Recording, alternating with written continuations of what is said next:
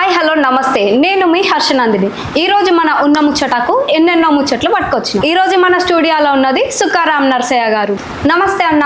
నమస్తే అమ్మా. నాగర్ కర్నూల్ అనే డిస్టిక్ లో ఉర్కొండ అనే గ్రామంలో ఒక యువతిపై దారుణంగా అత్యాచారం జరిగింది.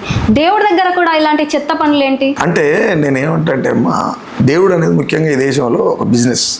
చాలా మంది రకరకాలు చెప్తుంటారు, నాకున్న క్లారిటీ మేరకు చెప్తా. దేవుడు అనేది బిజినెస్లో భాగంగా అక్కడికి ప్రజలు పోతుంటారు.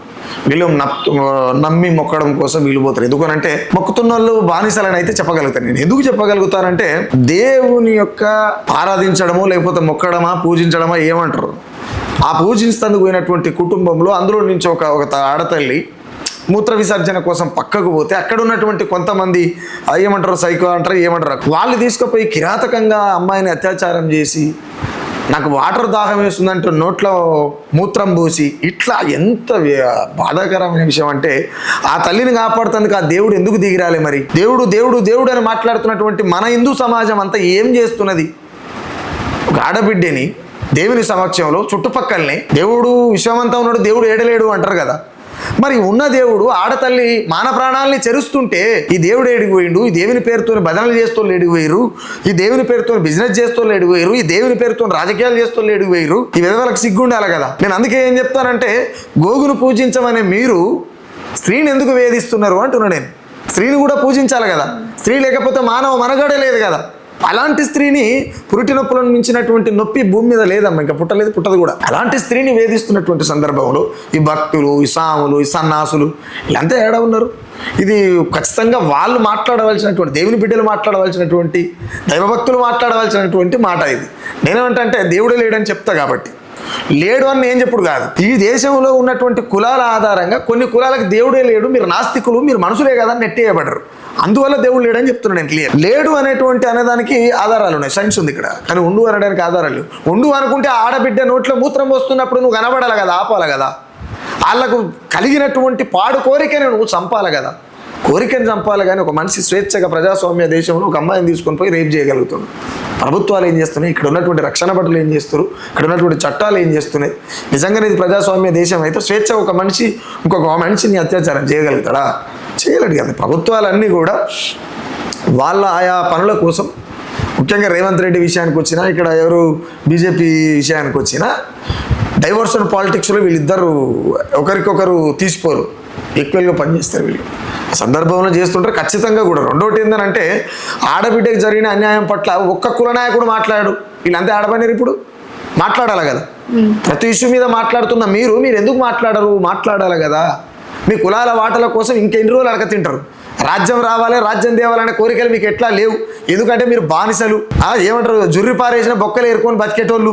మీకు వాటాలు కావాలి, వాటాలు కావాలి. వాటాలు ఎవరిని అడుగుతారు? పోయి పిసికితే పిడికడ శాతం లేని కాడికి పోయి మీరు ఆయన కాలు మొక్కుడేది నాకు అర్థం కాదు. గంప చుట్టూ మీరే ఉన్నారు గుండుగుత్తగా. రాజ్యం మీరు తెచ్చుకోవాలి, వాటాల కోసం కొట్లాడుతున్నట్టే మీకు చేత కాదని అర్థం, మీరు బానిసలని అర్థం, దొరకావాలి కుక్కలని అర్థం. నేనేమంటున్నా అంటే, మేము పురులమని మాట్లాడి గడి లోపలికి పోయిన తర్వాత కుక్కల్లాగా చేతులు ఒక్కొని కూర్చొని మీరు ఒక ఆడబిడ్డ చచ్చిపోతే ఆ ఆడబిడ్డను అంత దారుణమయ్యా అట్లా చేయడం అనేది ఎంత విధ్వంసం. దాని మీద ఎందుకు మాట్లాడరు? ఖచ్చితంగా ఈ కుల నాయకులని, మత నాయకుల్ని, ఈ దైవ దర్శనాల ఏమంటారు అధిపతుల్ని, ఈ ప్రభుత్వాన్ని ఖచ్చితంగా నిలదీయవలసినటువంటి అంశం. ఖచ్చితంగా నిలదీసేటువంటి సందర్భంలో ఒక పాట కూడా చేస్తామమ్మ. ఖచ్చితంగా గుడికి వచ్చే మన హిందువుల మీదే మన వాళ్ళే ఇలాంటి అత్యాచారాలు చేస్తే ఇక ఇతర వేరే మతాల పరిస్థితి ఏంటి? అంటే ఇక్కడ విషయం ఒకటి గుర్తుపెట్టుకోవాలమ్మా. ఇక్కడ మీరు మన హిందూ అన్నారు కాబట్టి చెప్తున్నా నేను. ఈ దేశంలో వందల కులాలు ఉన్నాయి. నేనేమంటున్నా అంటే, ఇక్కడ హిందూ అనేటోళ్ళు ఎవరైనా ఉన్నారు అంటే కేవలం ఒక బ్రాహ్మణ కులం మాత్రమే. అందరు హిందువులు గారు. ఇక్కడ ఎందుకు కారు? ఈ ఆర్యులు అంటే బ్రాహ్మణ్స్ ఎవరైతే ఉన్నదో వాళ్ళది ఈ దేశం కాదు, భారతదేశం వాళ్ళది కాదు. ఇక్కడ ఈ దేశానికి వలస వచ్చినటువంటి వాళ్ళు ఆర్య బ్రాహ్మణులు. హిందువులు అనేటువంటి ఆ సెంటిమెంట్ కావచ్చు, దేవుడు అనేటువంటి సెంటిమెంట్ కావచ్చు, ఇక్కడ ఉన్నటువంటి ఇండియన్ పీపుల్ మెథడ్లకు ఎక్కిచ్చేసారు. దాన్ని ఎక్కిచ్చేసిన తర్వాత వాడు ఎన్నో కూర్చుంటే వాని కోసం మనం ఇక్కడ యుద్ధాలు చేస్తాం. వాడు ఎన్నో కూర్చుంటే లేని దాన్ని నమ్ముకుంటా మనం యుద్ధాలు చేస్తుంటాం.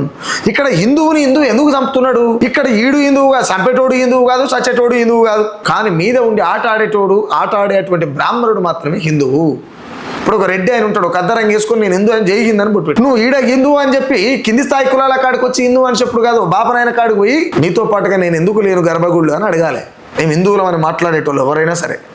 ఎవరైనా కానీ ఒక బ్రాహ్మణ పీఠాధిపతికి ఉన్నటువంటి స్వేచ్ఛ ఒక రెడ్డి కులంలో పుట్టినటువంటి కావచ్చు, వెలమ కులంలో పుట్టిన వాళ్ళు కావచ్చు, అయ్యర్ కులాలు, ఆధిపత్య కులాలని చెప్పుకున్న వాళ్ళు ఎవరైతే ఉన్నారో, అగ్రవర్ణ వాళ్ళం అని చెప్పి వాళ్ళే ఫీల్ అవుతున్నటువంటి వాళ్ళు ఎవరైతే ఉన్నారో, వీళ్ళు ఒకసారి ప్రశ్న వేసుకోవాలి. వీళ్ళు ఈ దేశంలో కులానికి ఒక బానిసని పుట్టించుకొచ్చినమ్మా. ఇది నిచ్చెన మెట్ల వ్యవస్థ, అంతే కదా. నేనేమంటున్నా, నిచ్చెన మెట్ల వ్యవస్థ కింది నుంచి మొదలు పెట్టుకుంటే, అంటరాని స్థాయి నుంచి మొదలు పెట్టుకుంటే ఎస్సీలు, ఎస్టీలు, బీసీలు, మైనార్టీలు, అగ్రవర్ణాలు అని ఒక నిచ్చెన మెట్ల వ్యవస్థలో ఎక్కుడు దిగుడు ఎందుకు? ఆ నిచ్చెన ఇరగొడితే అయిపోతుంది బై. ఇప్పుడు నువ్వు కింద ఉన్నావు, ఆ నిచ్చెన ఎక్కాలంటే ఆడు ఎక్కనేయాడు. నువ్వు ఎక్కాలంటే చేతులు పట్టుకొని ఎక్కాలి, వాడు తన్నాలంటే కాళ్ళతో అనాలి, చేతులతో అన్నాడు. బట్ నువ్వు ఆ నిచ్చెన ఎక్కలేవు. నేనేమంటున్నా, కింద నిచ్చెనే గుంజేరా బై. నిచ్చెన గుంజేస్తే అయిపోయాలి, వెళ్ళలేదు, పంచాయలేదు. ఈ క్లారిటీ రావాలి మనోళ్ళకి అని చెప్తాను. ఇలాంటి సంఘటనలే మత మార్పిడికి కారణాలు అంటారా? కొంద దాంట్లో డౌట్ లేదు. నన్ను మనిషే కాదన్నప్పుడు మతం ఎందుకు మారా? మనిషి ఎవడైనా స్వేచ్ఛ కోరుకుంటాడు, అవునా కదా. ఇప్పుడు గుడికి పోతారు, అక్కడ ఏదో జరుగుతుందని కాదు, స్వేచ్ఛ. ఆ పూటకి ఏదో 2 అగరబత్తికి కొట్టించు, ఒక కొబ్బరికాయ కొట్టి, అయ్యా నువ్వే దిక్కు అని చెప్పి, నాకు చేత కాదు నువ్వే దిక్కు అని చెప్పి మొక్కి వస్తారు అడిగి. నేనేమంటున్నా అంటే, స్వేచ్ఛ అనేది అది ఏ రకమైన స్వేచ్ఛ అయినా అయ్యి ఉండొచ్చు, కానీ ఆ స్వేచ్ఛకు కూడా ప్రజాస్వామ్యం ఉండాలి. ఆ ప్రజాస్వామ్యం లేకుండా ఇష్టానుసారంగా చేసేదాన్ని విధ్వంసం అని అంటారు, అంతే కదా. ఈ దేశంలో కొత్త మతాలు పుట్టుక రావడానికి కారణం కూడా బ్రాహ్మణ్సే. హిందువుల పేరుట, కులాల పేరిట అణచివేతలో భాగంగా ఇక్కడ నెట్టివేయబడ్డారు కాబట్టి కొన్ని కులాలు, అక్కడి నుంచి మీరు మనుషులే కాదురా అని చెప్పి వెలివాడని నెట్టేసినప్పుడు నేనేమంటున్నా అంటే, వెలివాడని మించినటువంటి ఏ నేరం చేయకుండానే, ఏ నేరం చేయలే, నేరం చేసినోడే నేరస్తుడు అంటారు. ఆ ఏ నేరం చేయకుండానే మేము నేరస్తులుగా ముద్రించబడి అంటరాని వాళ్ళుగా ఊరవతల నిలబడి వెలివాడని మించినటువంటి బందికాన ఏడున్నదో ఎవడైనా సరే చూపించమని వచ్చి నేను చూస్తా. వెలివాడని మించినటువంటి మేము ఏం నేరం చేసినాం రా? మేము మనుషులుగా పుట్టడం తప్ప, నువ్వు మనిషివే నేను మనిషిని, మనిషిగా పుట్టడమే తప్ప వెలివాడనే బందికానలో ఎందుకు బంధించారు మమ్మల్ని? ఆ సంఖ్యలు తెంచుకొని ఫైట్ చేస్తున్నందుకే కదా ఇప్పటికి ఎంతో మందిని చంపుతూనే ఉన్నారు. ఎందుకంటే ఇక్కడ ఆధిపత్యం అనేది నిలబడాలి కాబట్టి, అగ్రవర్ణం అనేటువంటి బ్రాహ్మణుల చేతిలో రాజ్యం ఉండాలి కాబట్టి ఇవన్నీ చేస్తున్నారు. మత మార్పిళ్ళు అంటే నేను అదే అంటమ్మా, అంటారాని వాళ్ళంటేనే తట్టుకోకని ఈ దేశంలో కొత్త మతం పుట్టుకొచ్చనే, యేసుక్రీస్తు మతం పట్టినొల్లు ఎందరో తోడబుట్టినొల్ల దరి చేరకున్నారో. ఆ మతంలో కూడా మళ్ళా నేను ఆ మతం గొప్పదని ఏం చెప్తలేను. ఆ మతంలో కూడా ఒక అన్న క్రిస్టియన్గా మారిపోతే ఇంకో అన్న ఇంట్లో, తమ్మిని ఇంట్లో ఏదన్నా శుభకార్యమో అపకార్యమో ఏదన్నా జరిగితే ఈయన ఆల్రెడీ ఏమంటారు యేసు బిడ్డ అని చెప్పి ఆడికి ఓడు. అంటే ఇద్దరు అన్నదమ్ముల మధ్య కూడా తారతమ్యాన్ని తెచ్చింది ఇక్కడ ఉన్నటువంటి హిందూ భావజాల బ్రాహ్మణ్సే కదా, అవునా కదా. నేనేమంటున్నా అంటే, అలాంటి తోడబుట్టినొల్లదరికి పోనే పోరే ఒక్క రొట్టె ముక్క కలంతా తీర్చునంటనే. ఇప్పటి కంట్రోల్ బియ్య పంచుతున్న దేశం ఇది. ఒక రొట్టె ముక్కలతో నాగలంటే తిరుగుతుంది.